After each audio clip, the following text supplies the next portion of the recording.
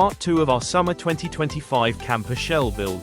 We've got the mattress in, we've got shade, and now we've got a private shower setup. Let's walk you through what we did. First things first, we measured both sides of the shell to line up where the awning and the shower tent would go. Making sure everything was level and symmetrical was key, especially since both sides needed to match up cleanly. Once the marks were set, we mounted the 8 feet semi-auto awning on one side. Super easy setup, and the hard case just looks so clean with the shell. On the other side, we installed the Overland Privacy tent. We'll be using this one as our shower spot, and down the line, we're adding a pressurized system. Everything was done in about an hour, and we're stoked on how it turned out.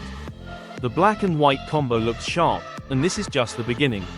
Stay tuned, more upgrades are coming soon.